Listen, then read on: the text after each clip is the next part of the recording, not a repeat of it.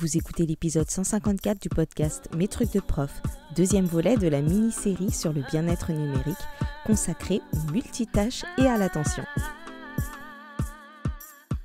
Je suis Émilie Lefatan, je suis formatrice et coach professionnelle spécialisée dans l'accompagnement des professionnels de l'enseignement, de l'éducation et de la formation. Et dans le podcast Mes trucs de prof, je partage avec la communauté enseignante des réflexions, des conseils, des découvertes, avec l'intention de réfléchir et de faire réfléchir, de remettre du sens et du bien-être dans les pratiques et par ricochet dans la vie des élèves. Mes trucs de prof est disponible sur toutes les plateformes et également sur le site mestrucsdeprof.fr. Et si vous avez envie de travailler avec moi, je vous propose de faire un tour sur mestrucsdecoach.fr pour découvrir les différents accompagnements que je propose, qu'ils soient individuels ou collectifs.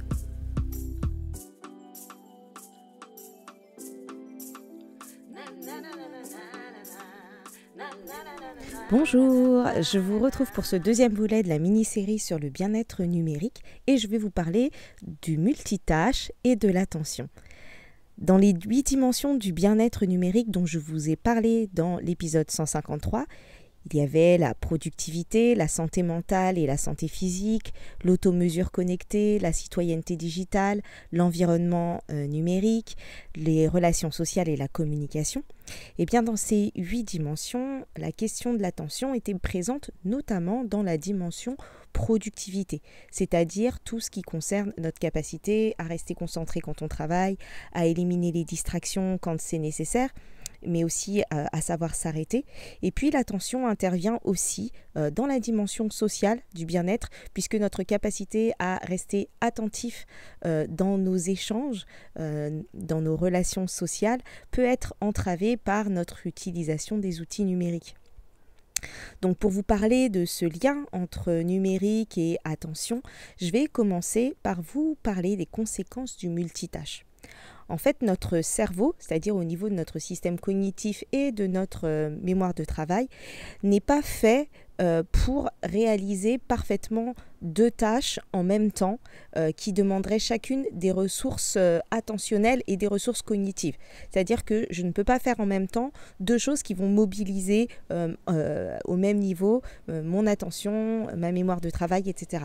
Ce qui se passe en réalité, c'est qu'on passe très rapidement d'une tâche à l'autre et en fait qu'on mobilise plus de ressources pour se reconnecter entre guillemets à chaque tâche, à chaque fois qu'on bascule de l'une à l'autre. Donc on ne les traite pas simultanément. Et la mémoire de travail, au final, elle n'effectue qu'une tâche après l'autre. Et ça, le fait d'être interrompu constamment et de s'arrêter très rapidement, on ne s'en rend peut-être même pas compte, ça va générer chez nous du stress et ça va aussi nous mettre dans un état de surcharge d'informations et ça va du coup diminuer notre efficacité dans ce qu'on est en train de faire, dans les 2 tâches en plus. Donc la condition pour pouvoir faire 2 tâches en même temps, c'est vraiment qu'il y ait une de ces 2 tâches qui soit automatisée. Donc il y a des études qui démontrent que de manière générale, plus les personnes pratiquent le multitâche, plus elles sont stressées, quel que soit leur âge, et que si ça devient trop fréquent, eh bien ça peut même devenir du stress chronique. Donc c'est vraiment important d'avoir ça en tête, le fait que contrairement à ce qu'on pourrait croire, on n'est pas vraiment multitâche, homme comme femme, et que du coup le fait de faire plusieurs choses en même temps, d'être dans un fonctionnement multitâche, ça nous rend moins efficaces et ça nous rend plus stressés. C'est important parce que finalement, dans les outils numériques, souvent on est induit, on est amené à faire du multitâche puisque ça fonctionne en multitâche. On peut avoir plusieurs applications ouvertes, plusieurs onglets ouverts, faire plusieurs choses en même temps et basculer d'une tâche à l'autre. Et en fait, c'est ça qui va nuire à notre qualité d'attention. Autre point important, il y a une étude aussi qui a montré que la simple présence du téléphone portable visible sur la table, sur le bureau, enfin visible quand on fait quelque chose, diminuait la qualité de notre attention. C'est-à-dire que le simple fait d'avoir votre téléphone posé à côté de vous en travaillant vous prend un peu d'attention.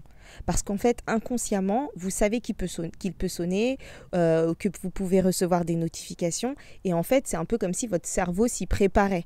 Il est comme s'il était en veille. Et donc, le mettre dans un tiroir ou dans une autre pièce ça vous permet d'être plus concentré sur ce que vous faites et de récupérer un peu de productivité si c'est pendant que vous travaillez, mais aussi un peu de présence si c'est quand vous êtes avec des amis ou quand vous êtes en classe. Donc ce n'est pas négligeable quand on cherche à se dégager du temps et à travailler plus efficacement, ce qui est quand même souvent une problématique pour les enseignants de pouvoir récupérer du temps. Donc ce simple petit truc là de déplacer son téléphone, de le mettre dans un tiroir ou de le mettre dans une autre pièce quand on a envie d'être focus sur ce qu'on fait, ça peut nous faire gagner de l'efficacité et donc du temps. Donc ces distractions, quand on travaille, elles peuvent venir du smartphone, mais elles peuvent aussi venir d'Internet. Les notifications, les onglets ouverts, les applications qui tournent en fond, tout ça, ce sont des petites distractions qui peuvent intervenir à n'importe quel moment et donc nous prendre de l'attention. Et il semblerait qu'avec toutes ces distractions et cette hyperconnexion, on aurait du mal à travailler plus de 12 minutes d'affilée sans être interrompu. Ça, c'est une moyenne. Et donc le fait d'être interrompu constamment, c'est, comme je vous le disais tout à l'heure, c'est une source de stress importante. Et là, d'ailleurs, j'envoie une petite pensée aux directeurs et directrices qui écoutent, parce que je ne sais pas si vous avez déjà passé du temps dans le bureau d'un directeur ou d'une directrice d'école pendant la classe, mais ils sont perpétuellement interrompus en fait et ont du mal à faire une tâche en une seule fois. Et ça, c'est le fait d'être interrompu quand on fait quelque chose, c'est vraiment une source de stress, numériquement ou pas. Voilà. Donc là, par exemple, je suis en train de préparer cet épisode et mes yeux viennent de passer sur l'onglet ouvert, sur le simulateur de plan de ma salle de bain que j'ai laissé ouvert et sur mon panier en cours dans une boutique de bijoux. Et donc, du coup, ça m'a distraite pendant que je suis en train de préparer cet épisode. Et donc, j'ai dû résister à l'idée de rebasculer sur une de ces deux autres tâches pour rester focus, concentré sur la préparation de cet épisode. Donc c'est bien parce que du coup ça me fait un exemple à vous donner, mais du coup pour pouvoir rester concentré, je vais détacher l'onglet que j'utilise pour préparer cet épisode des autres pour ne plus voir les autres. Donc ça par exemple c'est quelque chose qu'on peut faire quand on est d'éviter d'ouvrir plein d'onglets sur la même fenêtre parce qu'on voit en haut tous les petits titres et puis ça nous distrait, et de se dire je fais tel truc, si j'ouvre un onglet j'en ouvre qu'un, les autres je les baisse ou je les ferme et je verrai plus tard. Et le fait de résister aux distractions, de résister à tout ce qui peut nous distraire, nous divertir, c'est une façon de mobiliser notre maîtrise de nous-mêmes, la maîtrise de soi. Et donc le faire en cours d'activité, ça mobilise de la ressource. Et cette lutte, elle va générer du stress, même si on ne s'en rend pas compte. Donc plus on peut diminuer les occasions en fait, où on va devoir mobiliser la maîtrise de soi pour pouvoir résister à la tentation plus on gagne aussi en sérénité, en efficacité, et plus on diminue notre stress. Donc ce serait vraiment beaucoup plus efficace de le décider avant de commencer et d'établir cette règle avec nous-mêmes. Là en l'occurrence, ça aurait été beaucoup plus efficace si j'avais au préalable fermé mes onglets et décidé d'être vraiment concentrée sur la préparation de cet épisode, et que j'avais consciemment intentionnellement même fermer tous ces onglets avant de commencer. Et puis on peut se donner une règle qui, moi quand je me la donne, me fait vraiment pour le coup gagner en efficacité, c'est de me dire ok, pas d'internet pendant que je travaille sur telle ou telle tâche. Il y a certaines tâches que je peux faire sans internet, et à chaque fois que je vais m'autoriser à aller chercher un petit mot, un petit truc sur internet, ça va me distraire. Et quand j'arrive à résister à ça, je suis beaucoup plus efficace.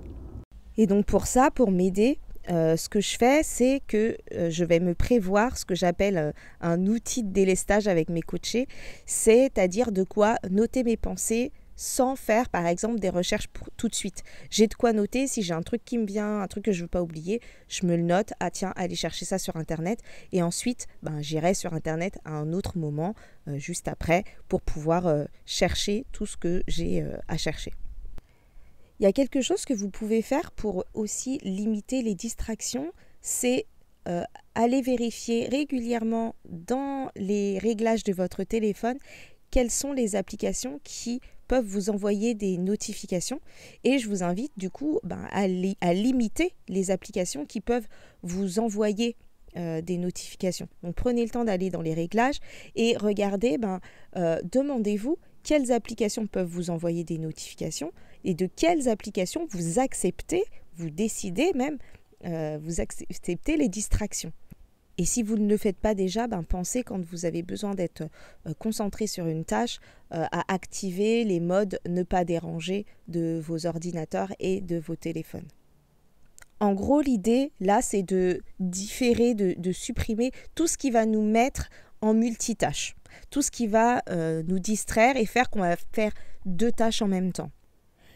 Il y a autre chose qui peut diminuer notre attention et je pense qu'on n'en a pas tout le temps conscience, c'est le phénomène qui se produit quand on se voit dans une vidéo, pendant notamment une visio par exemple, ou dans un appel vidéo, ou quand on se filme en selfie. Et en fait, le fait de se voir, ça diminue aussi notre qualité d'attention, d'écoute et de présence parce que ça nous rend conscients de notre image. Et il y a une partie de notre attention qui va du coup être occupée à traiter cette image de nous, qu'on ne voit pas habituellement quand on parle à quelqu'un, on ne se voit pas a priori. Mais quand on se voit en visio, par exemple, on se rend compte de ce dont nous avons l'air. On va aussi voir ce qu'il y a derrière nous, la luminosité, si on est bien cadré, pas bien cadré, si on a un truc entre les dents. Enfin voilà, on va prendre conscience de notre image alors que habituellement dans nos échanges, dans la vraie vie, c'est pas le cas. Et du coup, ça aussi, ça nous met dans un mode multitâche, au moins double tâche en tout cas, puisque notre système attentionnel, là, il va traiter à la fois ce qu'on est en train de faire, l'image qu'on a de notre interlocuteur, le contenu de ce qu'on est en train de dire ou d'écouter, et en même temps, notre image à nous. Et ce que je vous disais tout à l'heure, c'est que le système attentionnel, il ne peut pas traiter les informations de manière simultanée, mais il les traite en série. Donc au final, un coup on écoute, un coup on se regarde, un coup on écoute, un coup on se regarde. Et donc nous sommes donc moins présents et moins attentifs à ce qu'on est en train de faire. Et donc je vous disais, ça se produit aussi quand on se filme en selfie. Donc quand on se filme en selfie dans la classe par exemple, il y a une part de notre attention qui est prise par la préoccupation de l'image qu'on renvoie dans ce film. Donc je pense que c'est quelque chose à avoir en tête parce qu'il y a de plus en plus d'occasions de se filmer dans un contexte professionnel et il faut avoir ça en tête, de se dire que oui, quand je filme, il y a une partie de mon attention et donc de ma présence qui est prise par l'aspect technique ou l'aspect image de ce que je suis en train de faire.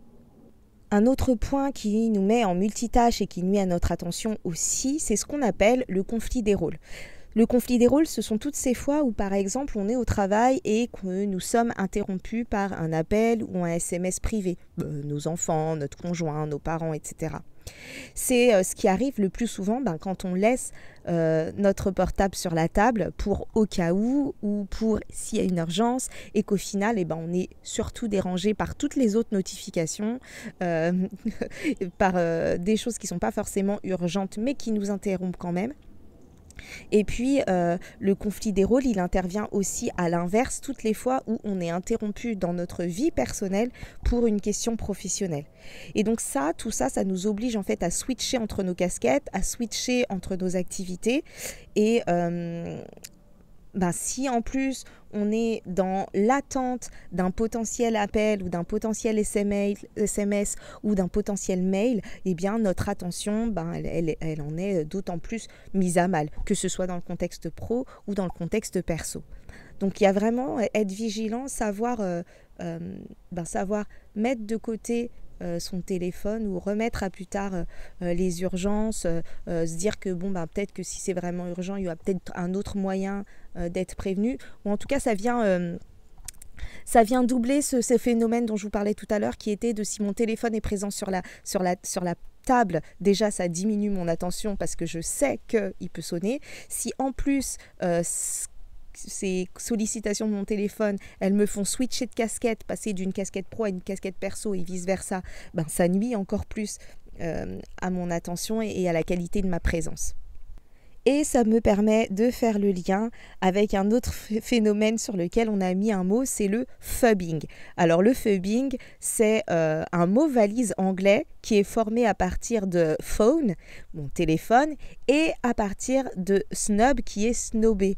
Donc le phubbing, c'est le multitâche en société qui fait que finalement on finit involontairement par snobber les personnes avec qui on est. Donc je pense que vous voyez très bien parce que ça nous arrive à tous, c'est ce qui se passe quand on est sur notre écran, sur notre téléphone alors que quelqu'un nous parle. On le fait toutes et tous, je pense, parce que ça peut nous arriver avec nos conjoints, nos conjointes, avec nos enfants, avec nos collègues, avec nos élèves et on a souvent une bonne raison de le faire. Parfois c'est pour chercher quelque chose de pertinent lié à la conversation, sauf qu'en même temps on va avoir une notification et tatati et tatata. Mais souvent c'est aussi lié justement à des notifications qui ne sont pas toujours pertinentes au moment où elles arrivent. Et d'autres fois, c'est quand on a le réflexe de vérifier son téléphone portable tout le temps. Donc ça, c'est ce qu'on pourrait appeler, c'est ce qui pourrait être une conséquence de ce qu'on appelle le FOMO, Fear of Missing Out. Mais ça, je vous en parle dans un autre épisode. Et donc tout ça, ça va nuire à la qualité de nos relations et dans notre classe, ça peut nuire à notre présence, à notre écoute et donc aussi à notre gestion de classe et aussi toujours générer de la fatigue et du stress liés à ce multitâche en fait. En plus des conséquences du multitâche, il y a aussi l'excès d'écran qui peut diminuer notre qualité d'attention. J'ai trouvé un article qui date de 2020 et qui résume des études sur les effets des technologies digitales sur la santé. Et il explique entre autres que le fait d'être fréquemment en train d'utiliser le multitâche de nos ordinateurs et de nos téléphones, ça habitue notre cerveau et ça le laisse ensuite dans ce mode multitâche pour lequel il n'est pas fait. C'est-à-dire que puisqu'on est tout le temps en train d'utiliser notre téléphone qui est multitâche ou notre ordinateur qui est multitâche, après on reste un peu bloqué dans ce fonctionnement. Ce qui peut accentuer du coup des difficultés d'attention même en dehors de l'usage des outils numériques, même une fois qu'on les a éteints et qu'on les a arrêtés. Donc, et moi, je me vois, des fois, quand je passe la journée sur mon ordi ou à faire du multitâche, j'ai un petit temps derrière où j'ai l'impression d'être moi-même en multitâche dans ma maison, dans ma cuisine, de passer d'une activité à l'autre et de ne pas réussir à me poser. En tout cas, ce qu'il faut retenir de tout cela, c'est que nos ressources cognitives, elles sont fondamentalement limitée. La mémoire de travail humaine, elle n'est pas faite pour faire plein de choses en même temps. On n'a pas assez de ressources attentionnelles et de ressources cognitives pour le multitâche. Et que quand notre attention elle n'est pas entièrement consacrée à ce que nous sommes en train de faire, nous sommes moins attentifs, moins productifs, on apprend moins bien, on mémorise moins bien. Et en tant qu'enseignant, ça questionne aussi sur du coup la présence des téléphones dans la classe, le fait de l'avoir perpétuellement sur son bureau, le fait de se filmer, le fait de recevoir des notifications, etc. Et de savoir comment on se positionne par rapport à ça et de pouvoir vous aider à vous dire est-ce que mon usage me convient? Est-ce que je peux essayer autre chose? Est-ce que finalement je pourrais pas laisser mon téléphone dans mon sac? Est-ce que je suis capable parfois de le mettre en mode avion? Est-ce que j'ai le réflexe de plutôt circuler dans la classe ou bien est-ce que je vais plutôt consulter mes notifications à chaque fois qu'il y a une accalmie? Voilà, parfois ça nous mène à ça. On sait qu'on devrait faire quelque chose, se déplacer, aller voir quelque chose, mais avant, on ne résiste pas forcément à la tentation d'aller regarder notre téléphone portable. Et puis, comme en plus, on utilise notre téléphone portable pour plein de trucs, du coup, on est tout le temps aussi à aller dessus pour utiliser un minuteur, pour utiliser un chronomètre, pour regarder l'heure, etc. Donc, finalement, est-ce qu'on ne peut pas utiliser un vrai minuteur, une vraie montre, un vrai appareil photo, plutôt que les applis de son téléphone quand c'est possible ? Et l'idée, c'est juste de faire un pas de côté et de repenser les choses en prenant conscience que parfois, c'est aidant. Les technologies digitales, elles sont aidantes, mais que parfois, ça génère aussi plein de micro-situations de stress dont on n'a pas forcément conscience. Moi, je sais que j'ai toujours été un petit peu geek. Et quand les smartphones sont apparus, j'y ai vu un côté hyper pratique qui venait remplacer plein d'outils différents, et notamment dans ma pratique professionnelle, ça me faisait gagner du temps au quotidien. Et du coup, il ne s'agit pas de tout jeter à la poubelle et de se dire ah bah le numérique, etc. Non, parce qu'en fait, il y a quand même tout un aspect du numérique qui nous est favorable et qui peut être au service de notre bien-être et de notre productivité et de notre efficacité. Donc c'est vraiment de trouver la balance, l'équilibre en fait entre les deux, et de pouvoir savoir quand est-ce que ça nous aide, quand est-ce que ça nous est utile, et de pouvoir faire tout ça de manière consciente et intentionnelle. Et ça vous permettra de décider, donc de façon vraiment réfléchie et consciente, au moment opportun d'aller utiliser les technologies numériques, au moment où vous dites ok, là je vais être vigilante, je vais éteindre mon téléphone, je vais le mettre de côté, ou bien de pouvoir se dire là je vais vraiment décider d'intercaler des petites phases où je vais consulter mes médias sociaux ou mon téléphone pour me divertir, ou parce que j'en ai besoin, mais parce que je le décide et plus par réflexe, un peu par ennui. On en vient des fois à ce type d'usage, c'est-à-dire que, en tout cas moi personnellement je me vois faire, où on regarde notre téléphone, il ne s'est rien passé, on n'a pas eu de notification, il est là mais on le regarde pour voir s'il n'y a rien qui s'est passé, quoi. Et donc c'est pouvoir se défaire un peu de ça et savoir quand est-ce que ça c'est néfaste. Voilà, et donc je m'arrête ici pour cet épisode sur le multitâche et l'attention liée au numérique. Merci pour votre écoute. Vous pouvez retrouver les autres épisodes du podcast sur mestrucsdeprof.fr ou sur les différentes plateformes d'écoute de podcast. Pensez à attribuer le maximum d'étoiles pour soutenir le podcast et le rendre plus visible quand c'est possible, notamment sur Apple Podcast ou sur Spotify. Vous pouvez me retrouver sur les réseaux sociaux, notamment sur Instagram, Facebook et LinkedIn. Et vous pouvez également me contacter via l'adresse mail contact@mestrucsdeprof.fr. Vos retours, vos commentaires, vos partages, vos questions sont vraiment précieux. Merci à toutes les personnes qui prennent le temps de m'écrire et d'échanger. Et si vous voulez recevoir du contenu supplémentaire 2 fois par mois, inscrivez-vous à ma newsletter sur mestrucsdecoach.fr/newsletter. Je vous retrouve bientôt pour un prochain épisode et d'ici là, prenez soin de vous. Bye bye.